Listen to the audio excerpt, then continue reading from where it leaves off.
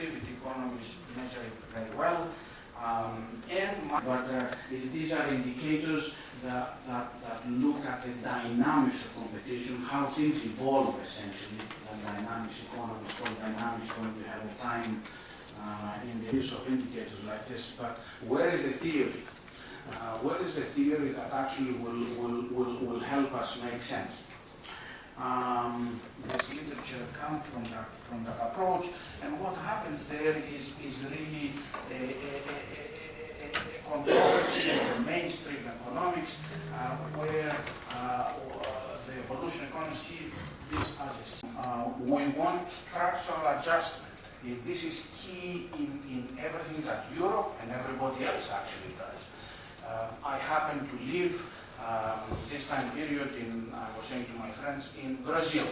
Brazil is the B in the BRICS, and the Brazilians right now have actually, they are on the brakes. Their economy is slowing down very significantly, and the one question that everybody is talking about is, did we have to upgrade the sort of useful in this game, and we want to be very much part of such networks. We then, if you go down the list, there are some concepts that appear in various works that we do that are not obvious to everybody. We will talk about economic dynamics, how things evolve through time. We want to talk about this. We want to talk about technological opportunities. Where are the opportunities for us specifically? We want to talk about markets. Market is not a bad word, it's a good word actually. We want to talk about markets, and we want to see how markets interact with all those technologies that we develop. And we want to talk about innovatory capability, whether we are good enough to innovate and upgrade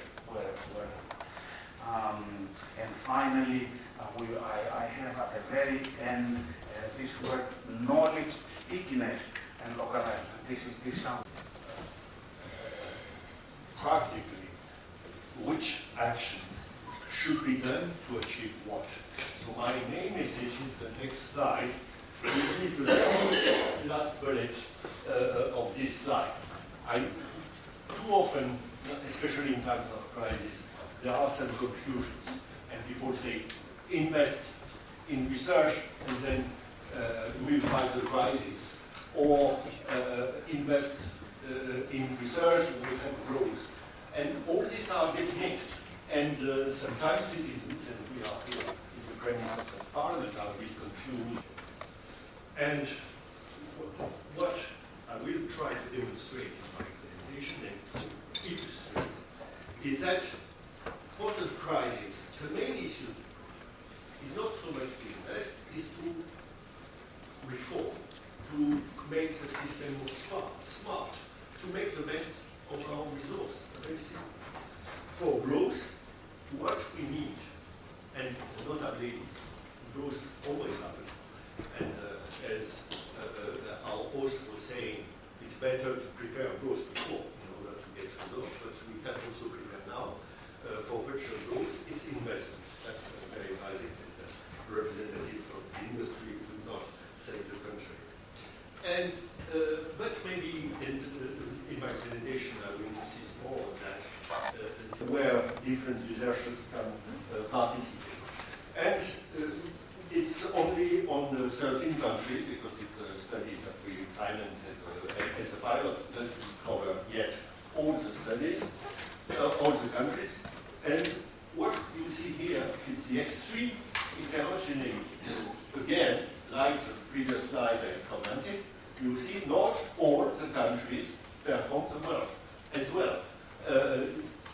And the lesson is very simple. There is room for improvement. Illustrate how much people have, in real terms, countries have invested in research between 2007 and 2011. So that means the year 2008, 9, 10, and 11. So that is exactly since the crisis has started. in real terms, and that's the difference of the rate of increase of these investments as compared to GDP.